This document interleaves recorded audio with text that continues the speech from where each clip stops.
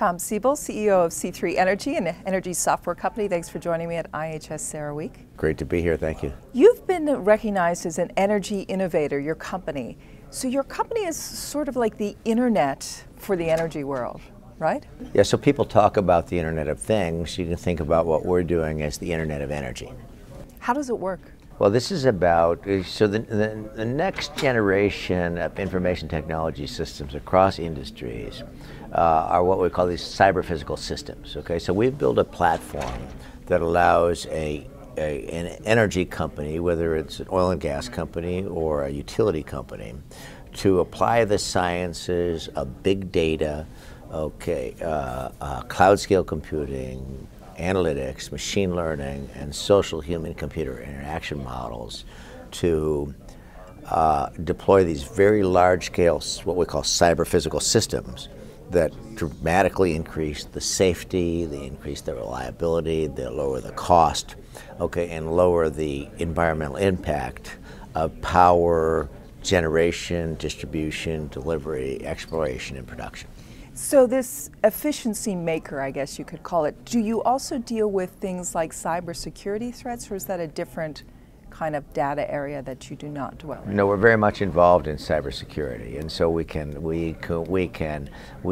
integrate the data from these kind of perimeter-based, okay, cybersecurity systems with all the operational data, so that the operators of the power, oil and gas or utility value chains can assess the impact of potential threats on what customers and what segments of the infrastructure are likely to be threatened. And while you're improving efficiency, then, are you also improving reliability of grid systems? Absolutely. And so one of the most exciting applications is in the area of predictive maintenance. And this is where we're looking at, say, hundreds of millions of assets in a grid infrastructure in real time, and we can tell a utility operator or grid operator which devices are most likely to fail next, what's the probability of failure, and why are they going to fail.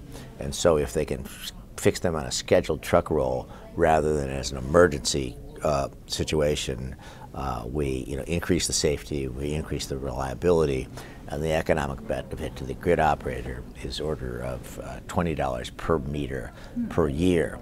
And so a large grid operator might have 70 million meters, so the economic benefit is significantly non-zero. So what are you seeing in terms of your company's growth, in terms of attracting customers, and do you venture outside of the U.S. or have plans to do so in the future? Oh, we're installed at 20 utilities around the world today, and so this is a very rapidly growing SaaS enterprise application software company focused on building cyber-physical systems for energy markets. And so the way that we see it in the utility space, we see in probably 25% of the business will be in the U.S., 50% of the business will be in Europe, and 25% of the business will be in Asia, ex-China. China is kind of a different situation. But there is $2 trillion being invested this decade in upgrading the power infrastructure from the grid to what we call the smart grid, and we're basically building the operating system for the smart grid. So you had in the past a public company. Would you like to take this company public? Well, my first company was a company called Oracle, and I got involved in the very early days with Larry Ellison and Bob Miner, and that turned out to be a pretty good idea. I think they do about order of 40 billion in revenue today.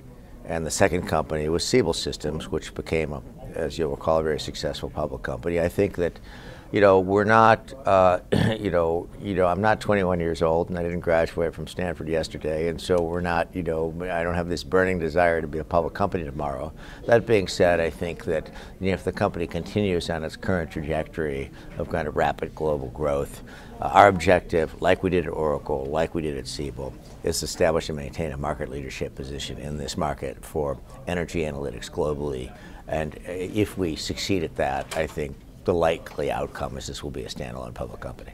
Tom Siebel, we'll end it there. Thank you so much. Thank you.